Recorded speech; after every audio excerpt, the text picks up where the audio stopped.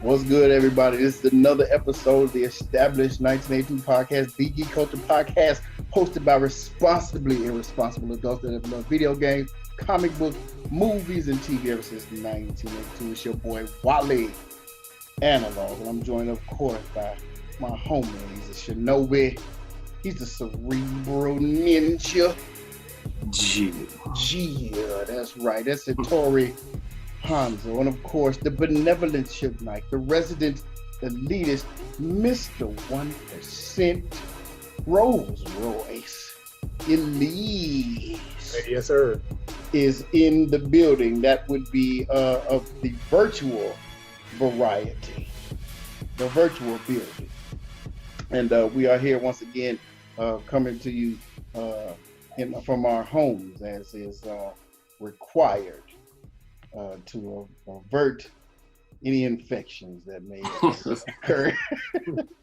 So we still doing what we're doing, trying to bring it to the people. So before, of course, and I got my notes here. I've never needed to use my notes before to shout out the Patreon supporters out on. Wally, man, 1 second, man. How you keep your fade tight, man?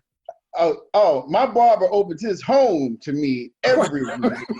And so yeah, man, yeah, dog. I every Saturday, man, 10 o'clock, shout out to him. There's only a select few he let in his home, and Does he wear gloves when he has the clippers in his hand, or like how does that work? You Lysol your head. Do what you gotta do. Are you all breathing in each other's faces? And no, all man. that? We barber's like right yeah, there. we keep conversation to a minimal, and I had a mask on until he got to get my beard. But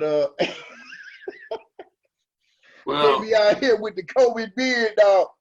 But that sounds suspect. I was just gonna say, because I'm full shaving my own head, and then no maintenance whatsoever on the face. It's full bunker beard. Yeah. If you hear me coughing and having an inability to breathe as well as normal, you know what happened. At least your face tight, I guess. Priorities, huh? Man. So I was like, man, it's clean, man. It's just like Steve Harvey, man. Like the barbershop's like the first thing to go, because you all like y'all. I'm trying to tell you, if I could, boy, I'd be like my man, Mr. 1%, get the razor out, homie. Yeah. You know what I'm saying? And ain't nothing wrong with it, because I did it in college when I ain't have any money. So, it be what it be. But again, anyway, man, I just had to clown you for a second. That's all. Yeah. Limit the number of your clientele, the less than what it already is. Now, I will say, my man, he staggers his foe. Like, he'll have a 10 o'clock, and then he'll have like a 12:30. Y'all, nope. Yeah. Man, just go ahead. Well, look, I'm refreshing my casket. Huh? What did you say? He'll be fresh in his casket. And we'll be fresh in the casket.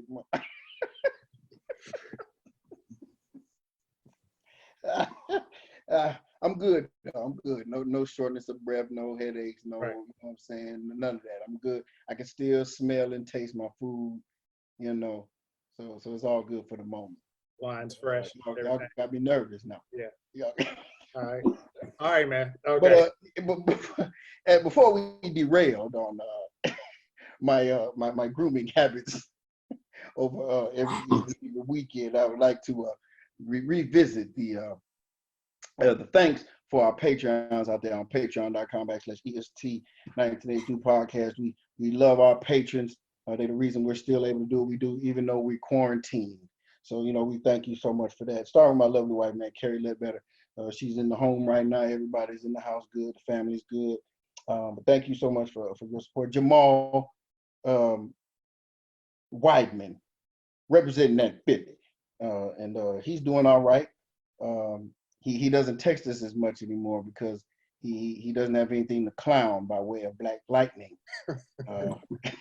So I don't hear from him much anymore, but he's doing all right. Thank you for your support out there, representing Philly. Raphael M. Jordan, thank you for your support. We got Terrence, don't call me Richie, Rich. Thank you for your support. The Professor, and thank you, Root to the Q's, and Militant Billy as well, Root to that Q. Thank you so much. And Militant Billy, aka Mage TV, the videographer extraordinaire, photographer extraordinaire. Brandon King, aka Enigmatic 52, our resident Madden aficionado. I may mean to ask him, what are they gonna do? What are they gonna do by Madden? That's gonna be a discussion here coming up on the impending NFL season. Will there be a Madden without any NFL? I don't know if they're developing from home. Yeah, I mean that's a big. They got teams scattered all over the globe making it Madden, right? Right. Well, we'll see. It's the same game, so. Yeah. $60 DLC. Easy to do. Yes, shame on me for thinking that they could not do it. Anyway, Brandon King, Enigmatic 52, thank you so much for your support. John Ford representing that Cali, thank you, sir, for your support. Tori Moore is in the ATL representing, thank you for your support. Jim Stumbaugh, thank you, sir, for your continued support. Tawisha Rogers Simpson, thank you so much for doing your part on patreon.com/EST1982 podcast. If you would like to do the same, you can do that out there and pledge as little as $1 to the podcast to ensure that we can continue to keep doing what we do, doing what we love to do out here, wherever it may be, whether it be in the home or in the studio. Thank you so much for your support. Again, we're home, as is the case with a lot of people doing, any putting out any content of any kind of a visual nature. They're doing it from home. And we have a lot of time to sit around and hear articles and things of that nature. Articles coming out, whether it be on the web or whatever, regarding the genre that we love, geek culture world, particularly the superhero and comic book stuff. And every now and then we hear about the Marvel Studios. We've talked about this so much, man. I feel like we beat a dead horse to death further, if you could beat it any worse, regarding Marvel Studios and MCU and Disney and what they plan to do with their properties as it relates to having kind of life just halting. And the Ninja brought it up too about the complications that the writing can probably continue, but getting all the crew together to actually shoot anything of any kind is going to be problematic. And we recently learned about the delaying of a lot of movies, one of which being the Black Widow movie, and then subsequently pushing everything off to the side or off to a later date. And I can't even remember we talk about it so much, what our general reaction was about that. What I did find funny, when I let the Ninja speak on this a little bit, he's an avid listener to the Bald Move podcast, and I guess they recently addressed the issue in the only way that they only can. Enlighten the public on what they had to say. So I really love these two guys and their network, and I listen to quite a bit of their podcast, and they mentioned it, and it might, so there's two hosts on that show, and one of them in particular, Jim, it might as well have been Wally on the mic. He was not feeling this phase 4 at all. He said there's no pillars, and I wholeheartedly disagree with that, by the way, but I mean, I know it must be other people out there like that, because that's pretty much, Wally, you've expressed that like you look at the lineup, you look at it on there and you're like, what are we doing? What are we doing? Yeah. And so that was kind of the reaction I got from them. And that's interesting to me, because I think the dividing line there is those people that still have, the people that enjoyed everything that's happened so far and still have that unadulterated faith in Marvel still. And then those that don't. I think that's pretty much the division, because who cared about Guardians of the Galaxy or, some of the other properties they did right? And of course it ends up being amazing. So I'm still in the, they can put out a little red hen as long as it's got that white Marvel logo with the red background on it. I know it's going to be good. Right. Until they give me a reason to think otherwise, I'm still hyped for Phase 4. Don't know who half of these people are. Doesn't matter.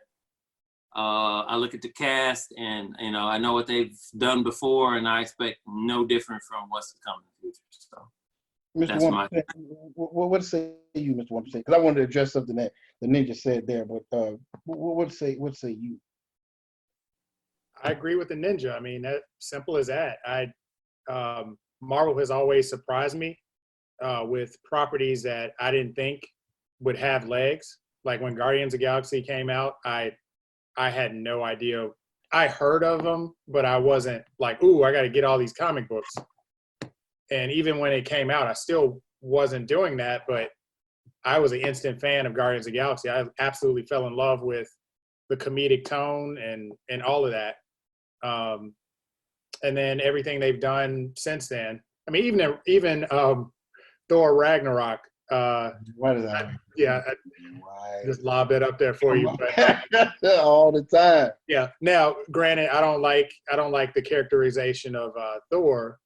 You know, fat Thor, and you know everything's jokey joke. But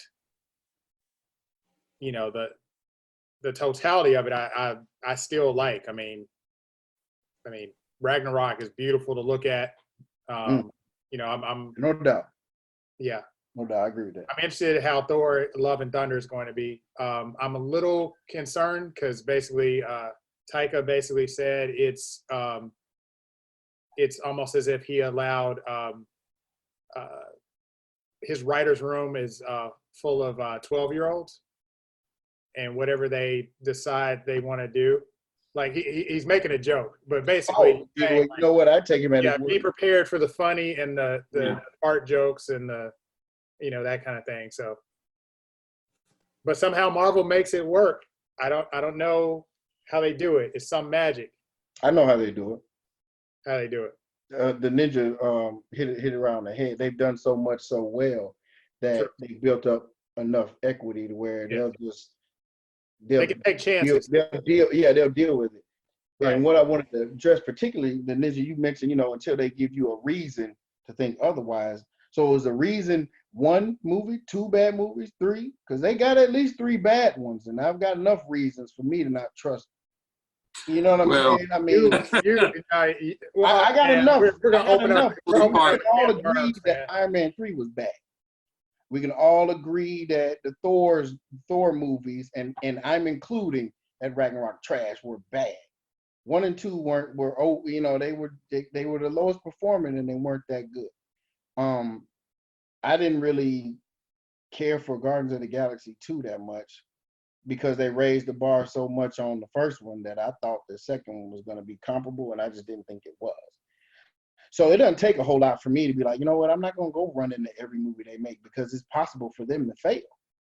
So I don't need but maybe one. So I was just interested in thinking, like, what has to happen for you to say, or is it just comic book movies, I'm going regardless? Because that's how I felt before. I was the one that came with the whole little red hen concept. And then I just finally pulled back because I just got burned one too many times. In my opinion, as far as the quality of the movie. Yeah. I think that some of the Marvel failures, I still would take them over the majority of what comes to the theater. Like, True enough. I'll take a Thor 1 and 2. I'll take an Iron Man 3 before so much stuff that comes out at the theater. Ragnarok, same deal. I hated the jokes, love the action, love the visuals. Me too. I love the characters as well. Hela and stuff like that. I mean, it's really strong. So yeah, Hela was dope. I did like Hela. So I mean, even when they suck, they're still. I have not just out and out hated a Marvel movie. Yeah. Okay, I guess that's the key from rehashing. We have this conversation a number of times. I mean, I think what helps Marvel too is the 3 phases was the overarching story. So you allow them some grace when there's a movie that doesn't hit right, like Iron Man 3 or whatever. I think, and this is not going to their defense, but I just think that Marvel can take chances at times because they know, like you said, they have that equity. So, and I also think with Phase 4, because it's unfamiliar, I think people are quick to knock it down. And the thing is, when you're on top, people want to see you fall. So Marvel's going to make some mistakes at some point. As long as it's not Blade, I'm good. Right, and that's how I feel. I don't care what you do with Eternals and Shang-Chi and Black Widow and Oh man, Shang-Chi got to be right too. Yeah, I don't care. Yeah, I don't care. Yeah, like what I'm saying, I'm here for Blade. I'm here for Blade, but that's not even Phase 4, so that doesn't even count. Right. So, can you tell us about the schedule, like the? Okay, the schedule. Yeah. You speak on that. Yeah, speak on the schedule. Well, so it looks like what they've done, they announced the updated schedule, a week or so ago. And what it looks like is they've done is they slid everything back one slot, right? So Black Widow was originally going to be May 1st and the Eternals was going to be November 6th. Now they just slid it back. So Black Widow is in the November 6th spot. And then the Eternals fell to February, which is where Shang-Chi was before. So they slid everything back one slot until you get to Spider-Man, and then it seems like they switched the order on that because they did change. It was Doctor Strange and then Spider-Man, but now it's Spider-Man. They kept Spider-Man. So I wonder if that's like a Sony thing, or how does that work? Because they normally lead into one another. Yes, right? Exactly. So did they have to do some rewriting? Because nothing's been shot, so that's not a problem. Yeah. So it might be. I know with Doctor Strange, there's a director change, so they might be a little behind schedule with that. Mm-hmm. There's rumors that Sam Raimi will join will helm as director for Doctor Strange. Okay. So, and Doctor Strange, that's going to be an interesting movie because I think they can open up, and I don't want to say retcon, but they can pretty much open up possibilities for like Blade. Yeah. He's the portal to the occult, vampires, werewolves, all that kind of stuff. So that'll be interesting too.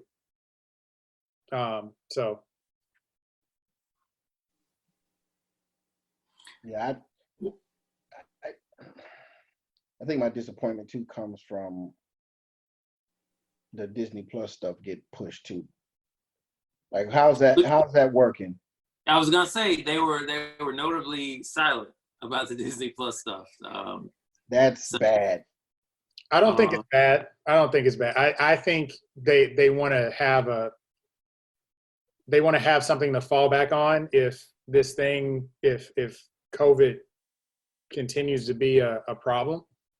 There's rumors that they're working on What If season 2 already. Again, with the animation, I think it's animated. Yeah, they can keep going on that. So, and that could be something that they can go, hey guys, I know you're bummed that Black Widow, is not in theaters, but here's What If, or here's I don't know where Falcon and Winter Soldier are in production. How's the pandemic? They're wrap production. I think they're editing and all that stuff. Yeah. Maybe effects and things like that. So, how is the pandemic affecting The Mandalorian? If we can just get off one universe and jump to another, because they haven't started shooting that, had they? Or had they? I'm not sure. They keep teasing that Rosario Dawson is Ahsoka. They haven't shot though. I don't think they have. I mean, and from what I understand, everything's shut down now, right? Like all productions have been halted. So, now keep in mind, The Mandalorian season 1 they shot a while ago. It wasn't like they finished shooting. Like they might have already shot Mandalorian. I'm not trying to give any false hope. I think that's me maybe trying to keep hope alive on that. But I think there has been some work done on that. It's just when can we get it? That's Yeah. the deal. Yeah, and that's the thing, man. Because like, if for me, and we've talked about this, at length, man. There's nothing for me to watch on Disney Plus. And didn't they announce that they were trying to put it for the fall? So that meant that they were confident. Yes. They were confident Before the pandemic. Yes. Right. So that had to mean that they were confident that they would have it done. I mean, the pandemic has probably affected that. I don't know. Yeah, that's what I'm saying. Yeah, almost certainly. Yeah. So anyway, everything's been pushed. We try to avoid talking about the pandemic because it's depressing sometimes. But we're just trying to give you all the news when. Yeah. It's just the fact of the matter is it's affecting everything we care about. Right. Right. Whatever that may be for you. Right. Another news article. Before we get into our main topic is DC related, and it's J.J. Abrams bringing Justice League Dark to HBO Max, and he struck like a 5-year deal with Warner Media, where he's exclusively creating content for HBO Max. So they've teased the Green Lantern series. Mm-hmm. You have Justice League Dark, and whatever he decides he wants to do. I'm pretty sure in that deal he can do other movies. I mean, he's done a lot of the Star Trek stuff, rebuilding that universe. So it's in capable hands, man. Guillermo del Toro was supposed to do a Justice League Dark film, but that just kept going by the wayside. So now they're trying to develop it for TV. So that's good news. I mean, educate me on Justice League Dark. What exactly does that entail? I have to honestly admit I don't know much about that particular. So you have there's so many different Justice League teams now. There's that's where I'm just like. Back in the day, it was like Justice League Europe and Justice League International. Then you have your, the Big Seven, mm-hmm. The regular Justice League, and then all the, Justice League Unlimited. Pretty much, they just, they can shift it. But what makes Justice League Dark unique is Justice League Dark only caters to threats from the occult. Okay. Like magic, or so like you have members on there like Swamp Thing and Zantana. Mm-hmm. Yeah, I think in the current continuity, I think Wonder Woman is in Justice League Dark, because she had a storyline where she was possessed by a demon or something like that. Something like that. I can't remember, but you get what I'm saying, like that. Mm-hmm. I see. Constantine is normally in there sometimes. Yes. Okay. You said Etrigan? Constantine. Yeah, and then Etrigan. Of course, Batman. The demon. Occasionally, Batman will stick his head in, but Batman sticks his head in all DC properties. Right. That's correct. Right. Or else it won't sell. Say that again. Or else it won't sell, according to DC. Excellent segue into our yes. Into our topic for this evening. Yes. I noticed the shirt you're wearing, man. Yes. And it happens to be dark, as a matter of fact. Very apropos for how they seem to finish off his career in the DCEU. We have discussed, I don't even know how often, probably too often, about the fall from grace, as it were, for one Clark Kent / Superman. And, we see all these plans for other movies going forward. And I mean, even like Flash movies or whatever. I mean, and Green Lantern properties on television, but they just seem to continue to still be like, Superman, and even to the point where we don't even know if Henry Cavill is in or out, and we just want to know. As fans, we want to know. I don't want to hear anything else about a Snyder cut it's funny to laugh about or whatever and all that, but we want to see a Superman movie, that will, I guess, for lack of a better term, do him some sort of justice. And there's always a debate on how do you make a Superman movie, or more particularly, how do you write Superman? And the Ninja talks about this all the time, and the number of tactics that they use to try to include him in a story, but conveniently remove him from a story due to, quite honestly, the dude's power set, right? Like, I don't know anybody in any other universe, any other comic book arc, or, who has a power set that's even, remotely close to his, or other than maybe Thor, as far as the godly nature of Superman. So coming up with people that are comparable issue to issue, or episode to episode, or movie to movie, however you want to do it, becomes problematic.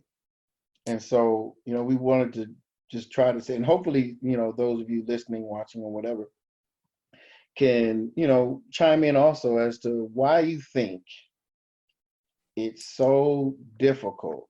And we've made some of the points, but there might be some things that we're missing. Why do you think it's so difficult to make a Superman movie? They've done the TV shows, and I've kind of seen the interesting way they've done the TV shows. But as far as movies are concerned, why do you think it's so difficult?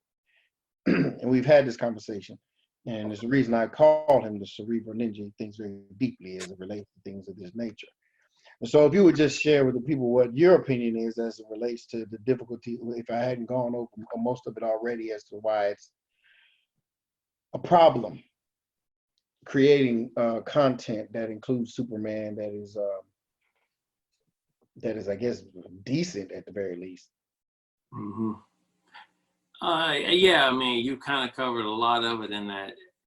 But to summarize it, I mean, pretty much, yeah, it's God in a cape.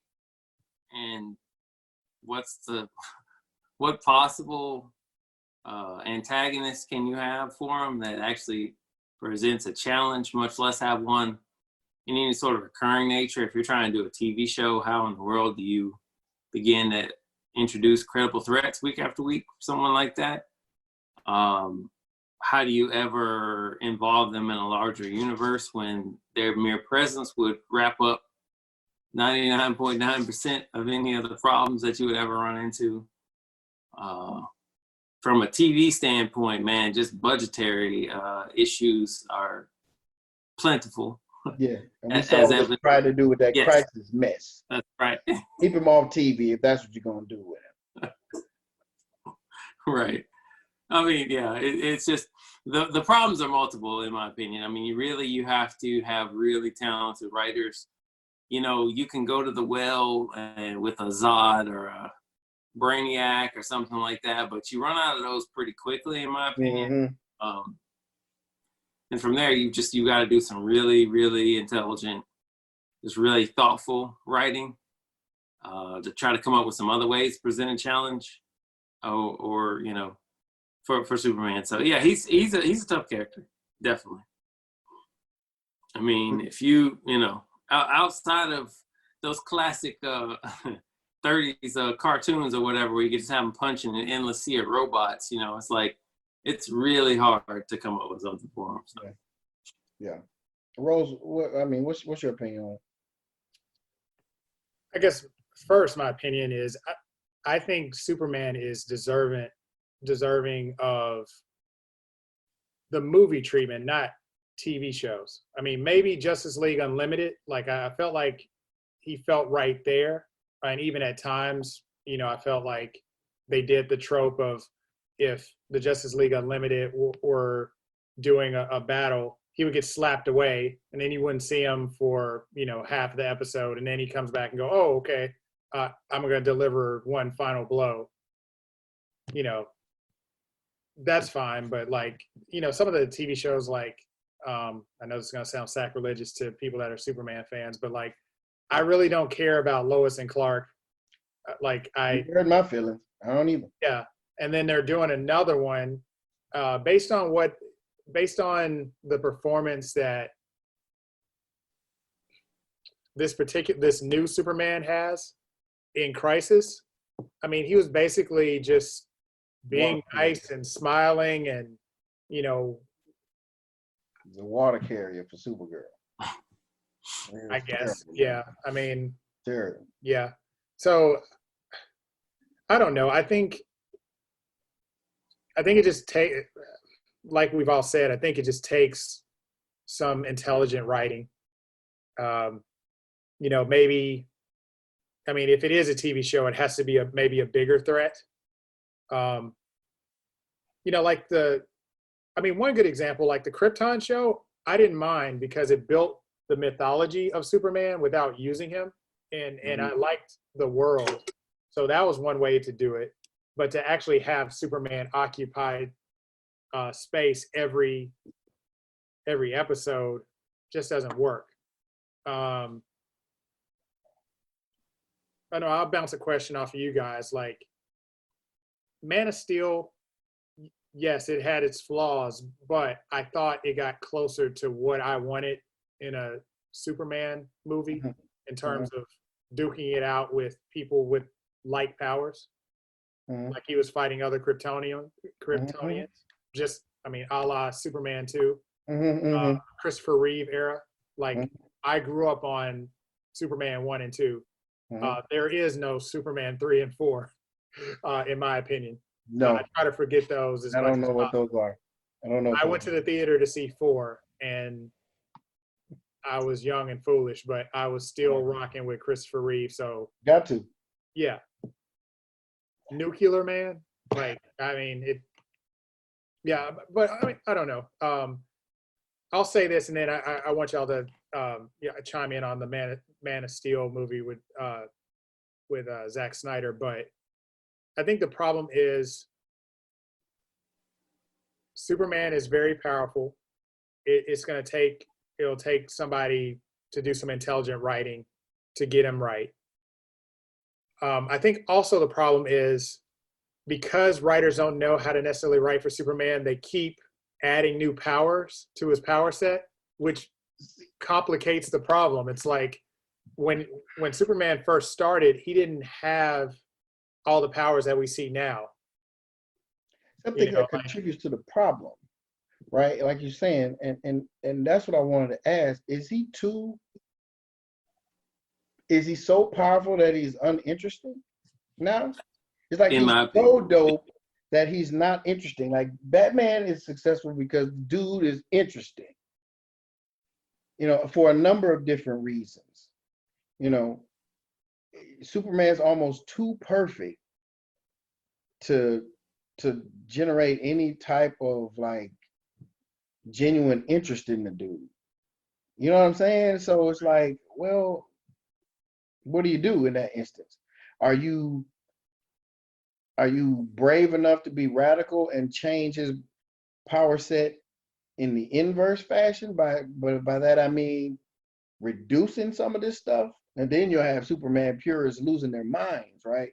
If you take stuff away to try to make the dude more, I guess, watchable, or you know what I'm saying? Because you feel like he's going into every series or movie or whatever it is heavily favored. So how are you gonna make somebody believe that there's something at stake, like he's in any measure of danger, right? Like nothing's at stake for the dude. So would you be opposed to seeing a reduction in powers just to bring the dude closer to Earth to be more interesting? Not necessarily. I think,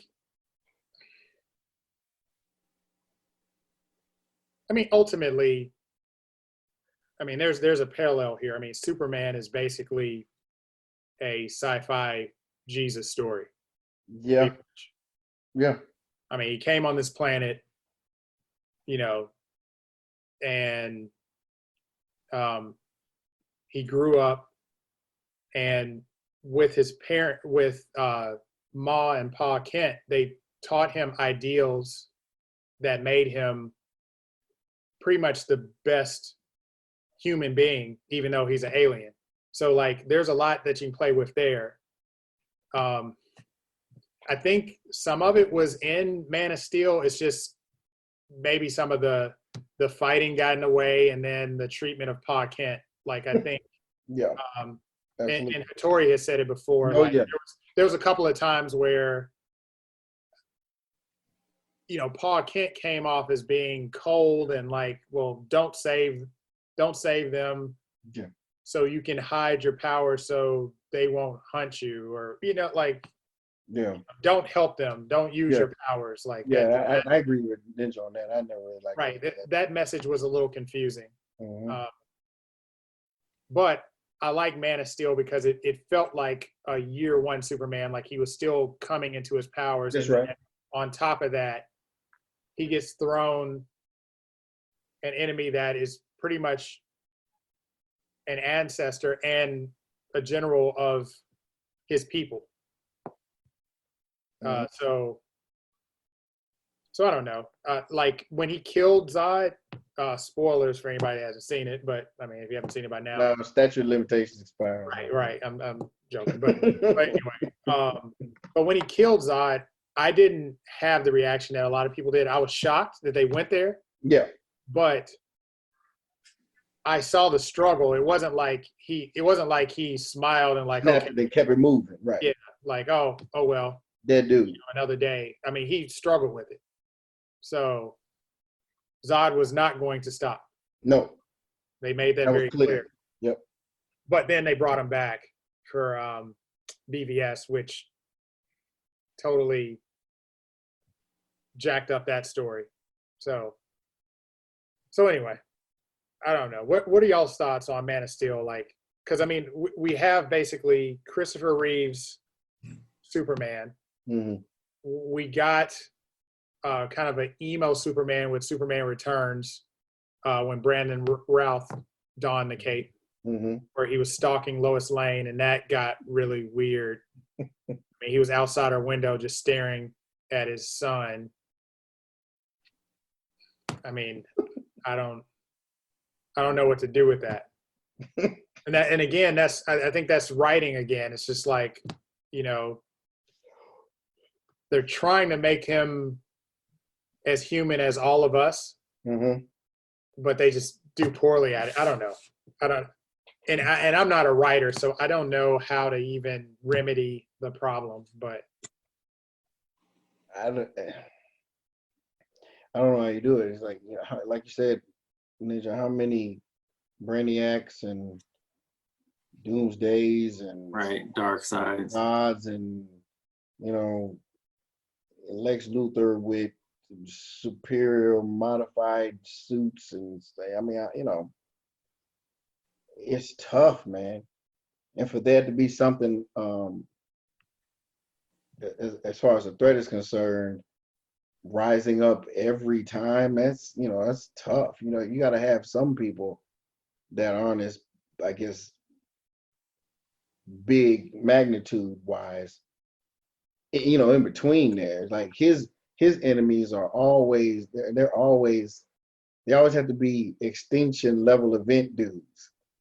You know what I'm saying? Whereas everybody else is not like that. There's only a few other people that are like that. And we talked about Thor earlier, the movies, that is, and a lot of times that that has a lot to do with the fact that his first two movies didn't do that well either. It's hard to come up with somebody that stand toe to toe with Thor on a regular basis. And you know what I'm saying? It's like you need a Thanos all the time to justify bringing that dude in. So I don't know what you do with Superman. Like I said, the only thing I could see, and as I said, I don't know how much sense that makes. I don't know. You don't want to go stripping items off his power set to do that. Because like I said, man, I mean, I'm not saying take his ability to fly away. I mean, let's not be ridiculous.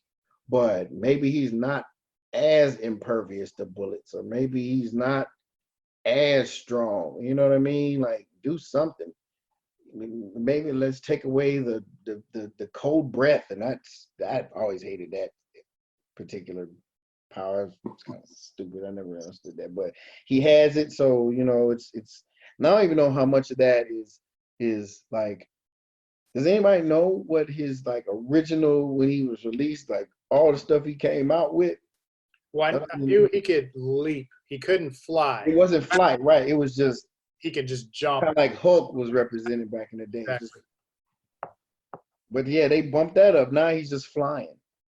You know what I'm Right. saying? It's like they're making him doper. And that, like you said, Rose, it makes it more problematic. I don't know how you fix it. And then you pairing them with regular dudes in the Justice League. It's just problematic. He's dope like that, but then you get him laid down by a dude in a batsuit. Like, what are we doing? You know what I'm saying? Either you're on one side or the other. Like, either he's dope or he's not. You can only come up with so many stray rocks of Krypton to deal with them. How many of those does Lex and Batman have in the vault, in the closet? So, I don't know. I don't have an answer. I know he's uninteresting to a lot of people. Ninja, you've mentioned that a lot. He's just not as interesting. No, I mean there's no tension to any of. No, I don't disagree with that. Any of the stories, it's just there's nothing there. Yeah, I don't know. For me, yeah, I struggle with it. Like he's fun if you wanted to see, two god dudes punching each other through mountains and all that. Like all that kind of stuff is fun to look at, and I enjoy a good crazy over the top action sequence. But as far as like, yeah, relating to the character in any way, or no, not at all. Yeah, actually being interested in the character's story or storyline, no, not at all for me. Yeah, it's tough. Yeah. Well, I struggle with it, man, because as a kid, I used to. I mean, Superman was my guy. Yes. Still is. Yes. It's just, I think the reason we're having this discussion is it just seems, I don't know if it's a generational thing. Like when they came out with Superman with Christopher Reeve, I don't know if it was just Christopher Reeve's performance of Superman that brought him to the big screen that was so dynamic and it embedded in the culture in a way that reached all of us when we were younger. And then you fast forward to now where it's like, okay, well, how do you reboot that? You don't have Christopher Reeve. You get somebody that looks, I mean, like Henry Cavill, I was pretty, I mean, even with Brandon Routh, I was like, okay, let's see where this goes. But it all falls on story. It doesn't matter who you get. You can get somebody that looks just like Christopher Reeve. If that story is terrible, it's a problem. I don't know. I guess I'm just sick of, it just seems like people just take a dump on Superman. I don't know if it's intentional. I just think it's like, well, we don't know what to do with him, so we'll just have this guy over here. Like, in Crisis, like he should have been all over the place in Crisis, in that Crisis TV show. Yep. Fighting the Anti-Monitor, like blow for blow. Like there should have been stakes placed there, but instead he's just, making jokes and, getting shrunk down and needing pep talks and right, all kind of stuff. Wouldn't you think that could be attributed to the fact that he doesn't have a show on CW? Supergirl does, so we need to hype her up as much as possible, because that's what it felt like to me. She got a ton of shine, man. Like she was doing all the stuff that Superman was supposed to be doing. Right, but the point I'm trying to make with that is, do not put Superman in a TV show. You're not putting Batman in a TV show because they have said no limit. Like you cannot touch Batman. You can talk about Batman. You can hint at Batman.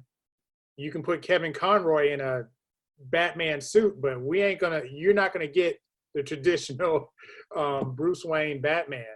Like that's not gonna happen. So why with Superman they just go, yeah, you can throw him in there.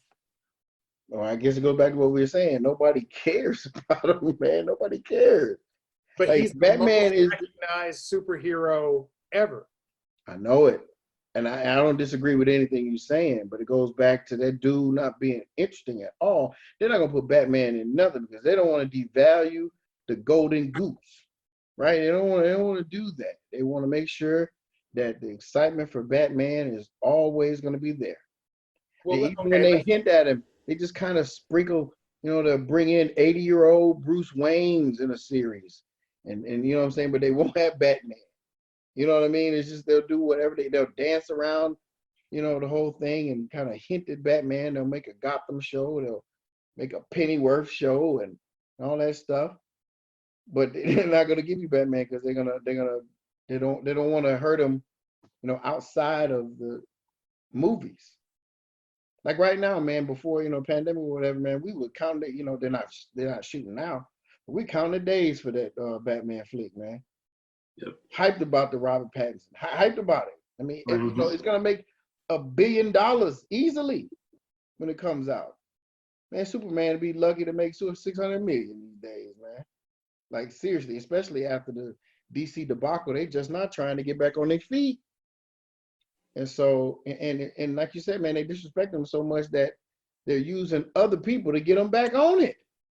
Like DC, like we'll put out a Batmanless Gotham movie and do better. And they actually kind of did. Yeah. But you see what I'm saying? It's like, and I agree with you, Rose. It's sad. It's like, why don't you respect them a little bit more? I kind of agree. Maybe they should leave them out of stuff, man. Make people starve for them again.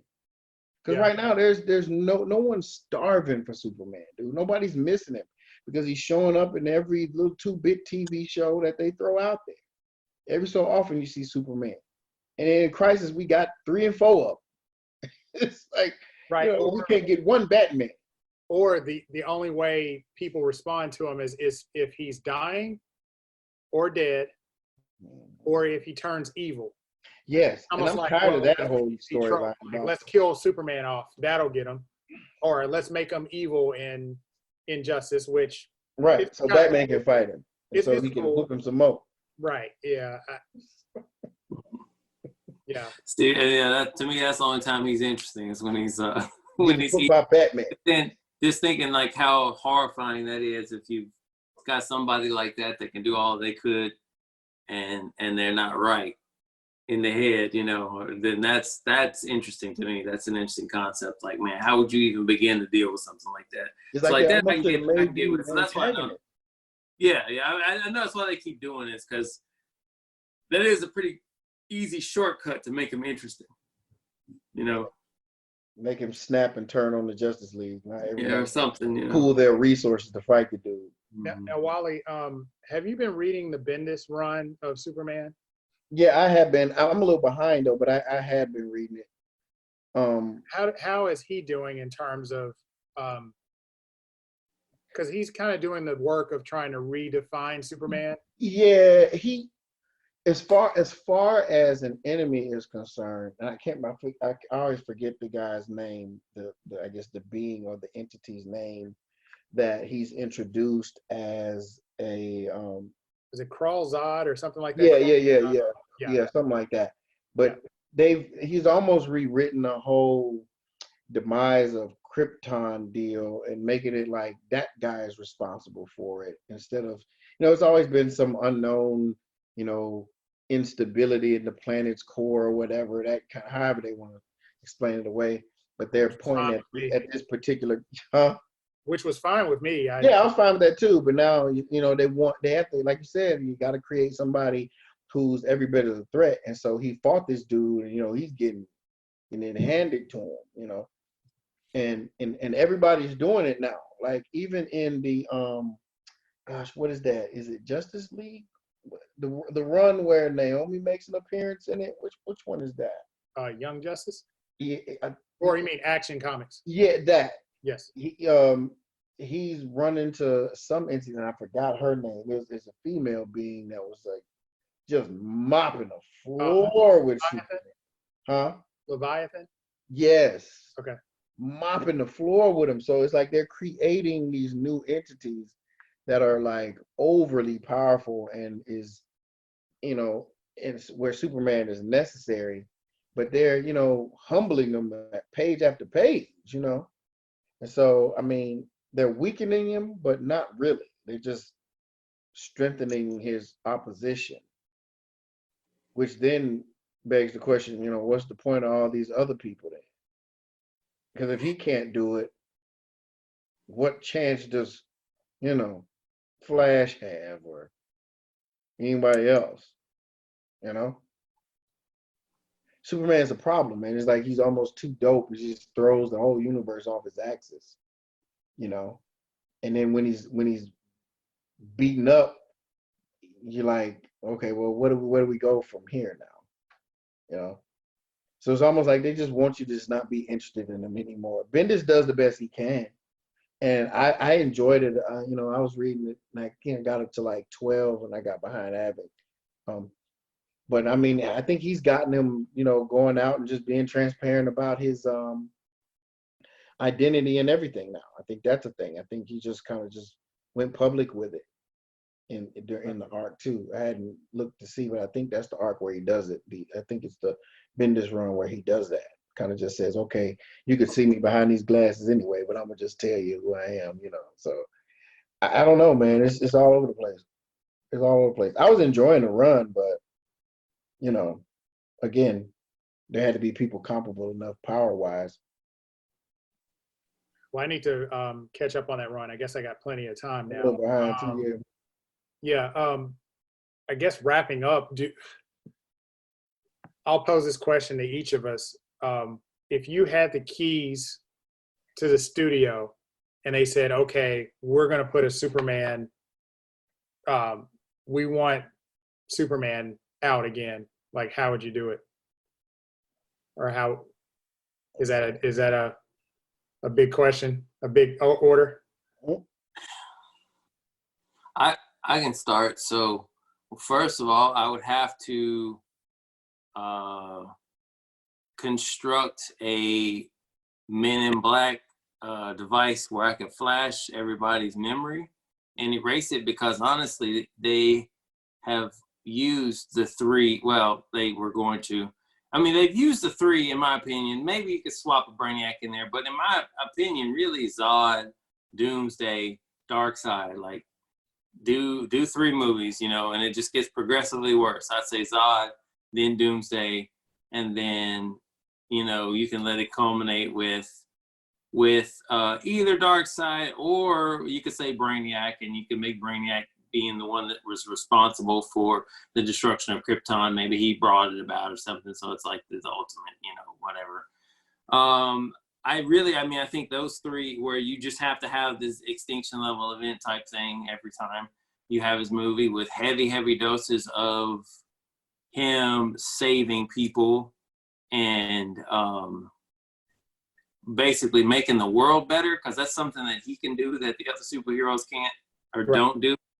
You know, Batman just doesn't really do a lot of that, but I would have Superman going around the world too, even, you know, violating people's borders or whatever, you know, it doesn't matter, you know. So when there's something bad happening in the world, have him going and dealing with it, you know. Because something like with Zod, I mean, he speaks and he's, you know, somewhat has some agenda or whatever. So you could have him throughout a movie, but Doomsday, you don't really want an entire movie of that. He's like something that, you know, kind of happens maybe halfway through or something, you know.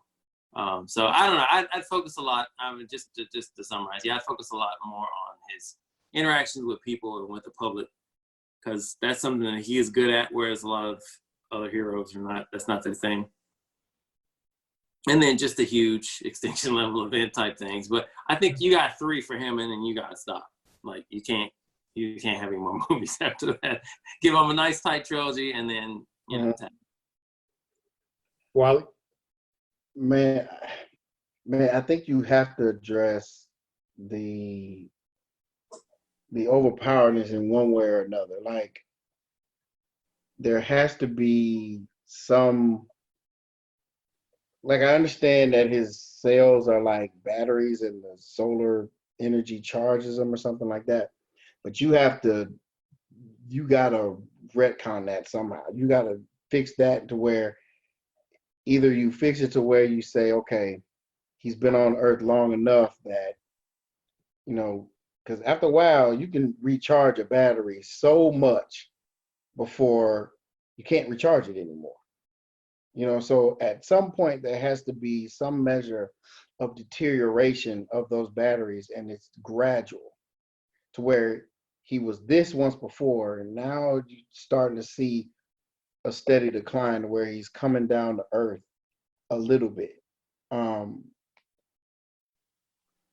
Just to make it to where you don't have to have doomsday all the time. I mean, even if it's just lapses of weakness every now and then, like similar to what he would experience when being exposed to kryptonite, but not nearly as bad.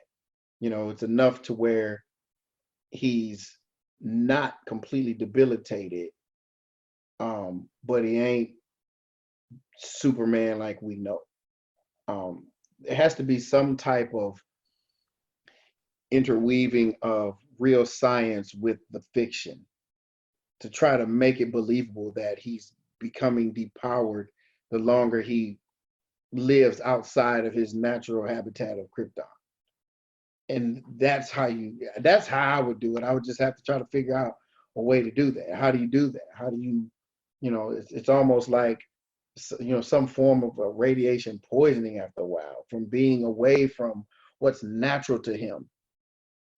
You have the good part of being in a yellow sun environment, but then there should always be some adverse effects too.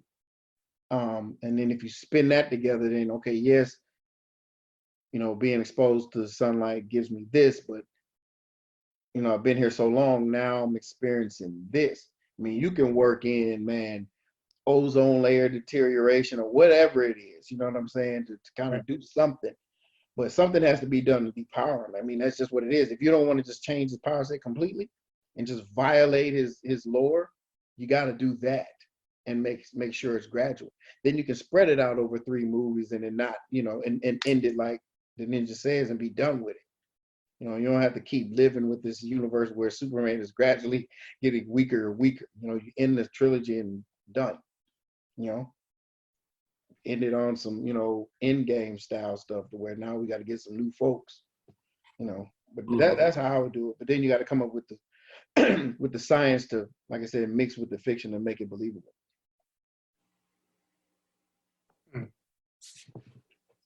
Those are some excellent points. I mean, the way I would do it in this era of DC trying to reboot, I don't want to say they're rebooting, but I would say that they're going, okay, we're not trying to do a universe like Marvel is, but what if you used Superman as a vehicle? Like, for example, Superman was the example for why the Justice League got started anyway. Right? Mm-hmm. So why don't you start with Superman? Why don't you find the best stories, like, just pull elements. And this is what I would talk to the writer's room about. Pull elements from like Superman Red Sun. It might not be in Russia, but like, how would Superman be in today's America? How would he respond to a president, or, like, have elements in there. And I'm not saying that's the main story, but like pretty much he comes to Earth. You may see a little bit of his origin or like his upbringing with Ma and Pa Kent. Make that relevant, because that's a cornerstone. Like, what makes this guy tick? Don't start movie 1 with his full power set. Like, it's kind of like Batman, like year 1, like, right. Like with Batman Begins, like he was in like Siberia or whatever, jumping here, like, yep. And he was gradually fine tuning the tech to make him who he is. Superman's a little bit different. The technology's in him. He just doesn't know how. He doesn't have the instruction manual. So, like,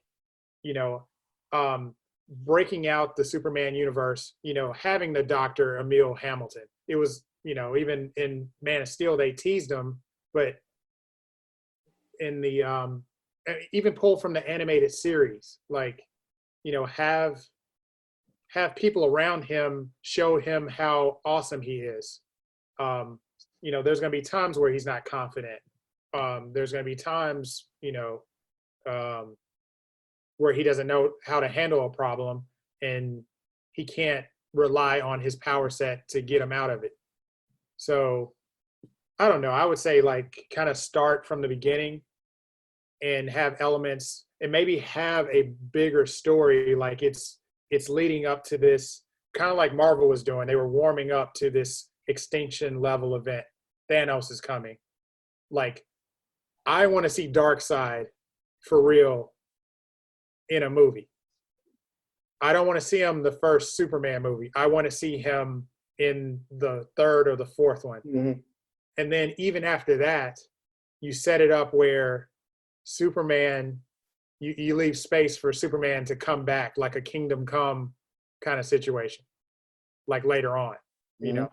So I don't know. That's how I would do it, is like, basically, to sum it up, take all the best of the Superman stories in the comics and somehow take pieces and elements of it and string it into one story that goes over 3 movies. Mm-hmm. And then as he's progressing, like, I mean, maybe make a huger narrative where somehow Darkseid is connected to Krypton in a way that nobody thought of. Mm-hmm. You know, he's out there in the cosmos, so, and he's one of those beings that has gone to planet. Let's say he went to Krypton at one point and somehow mixed it up, with Kryptonians in some kind of way. So I don't know if there's a bigger story. I don't know if you can link the destruction of Krypton to Darkseid by the time you get to the end. Who knows? But I mean, that's how I would do it. I think there's a way to do it. It's just, I think ultimately finding the core of who he is, kind of like what Marvel did with Steve Rogers. Like, they painted the picture that Steve Rogers is not going to give up. He's that scrap. Every time you look at him, you go back to that image of the skinny kid. You do, yeah. And that, I mean, that alone helped his characterization. Like, they needed that in order to present the Steve Rogers now, like an Endgame where everybody is mopped, it's pretty much Thanos has mopped the floor with all of them. And this dude keeps getting up and he's bloody and bruised and willing to fight him, to the end. So that's what made that Endgame moment so powerful, because it was like he was willing to throw down with them when all the chips were down. So do that with Superman. So that's my take. Yeah, you hit on it, man. It's like the writing has to be sound and it's got to be written in such a way that you're not just trying to get 3 movies out of a Superman series. You know what I mean? It's like, and that's what I feel like happened a lot. We got to get a Superman movie out here, because now they have to be very, very careful, right, about everything they touch concerning the big 3. Right. They've hit the nail on the head. There, though, that's what I'm trying to get. The point I'm getting across to is, a lot of times these movies miss the mark because they don't even bother to go back to the source material. Yep. Or they'll take the source material and bastardize it in a way where it's like, okay, well, crap. You told me Dark Knight Returns and this, I got BVS. Thanks. Yeah. Dark Knight Returns is like an awesome Batman story. Like, and we got Batman screaming Martha. So womp womp. Right. So we want your opinion as viewers and listeners, because a lot of times fans get it right. A lot of times, they got it right with Sonic. Yeah. So I mean, share your thoughts, man. Yeah, I don't know how many listening right now are, even how many of them have thrown in the towel, as it were, on DC. and we were close, but because we love the property so much, we couldn't let it happen. Just let us know what you think, man, about what do you do. I mean, not only is the dude difficult to write books and movies for, the dude apparently can't get a good video game either for the same reasons. And so you got to come up with ingenious ways to do that. Everybody else is easier, to do. Batman was a perfect candidate for, and there are some others that would be some, easier good candidates for games too. It's just no one wants to touch that, So yeah, just give us your thoughts, and discuss it with us out on whether it be the Facebook group on Facebook, and you can hit us up on the website with anything, est1982podcast.com. Hit us up out there.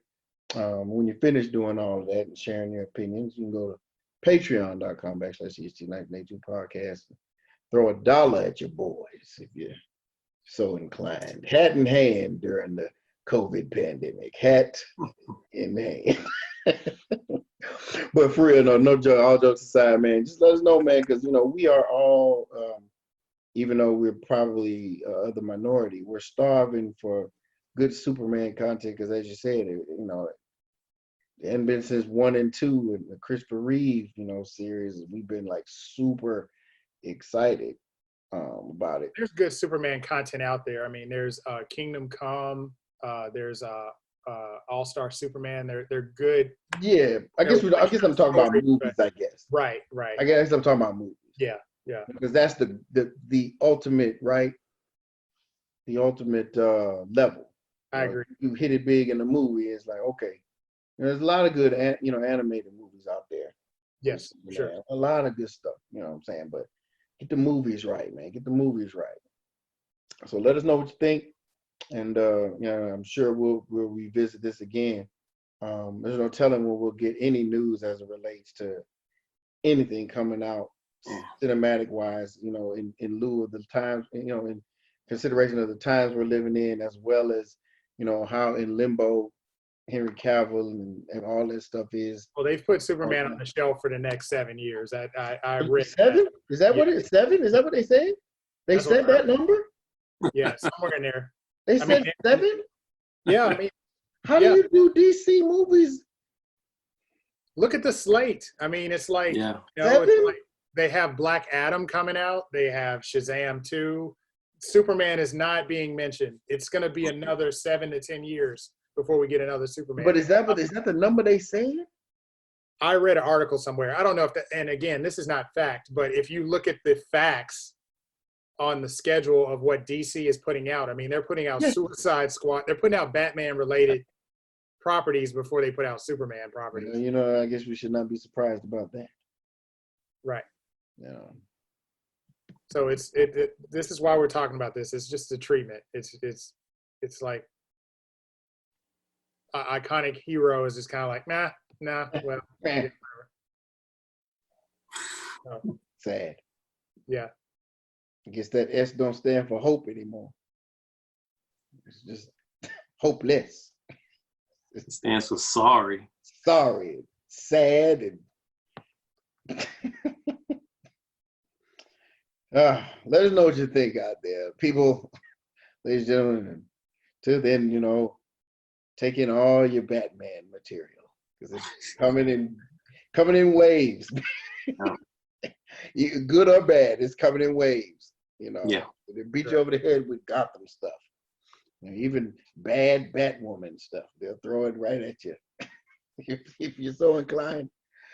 But again, people, thank you, for your support. Again, thanks to the patrons out there on patreon.com/EST1982 podcast. Hit us up with your thoughts regarding this topic, and we will gladly, respond and revisit that and take your opinions into consideration and mention them if you would allow us to do that. So until next time, people, we'll holler at you. Peace.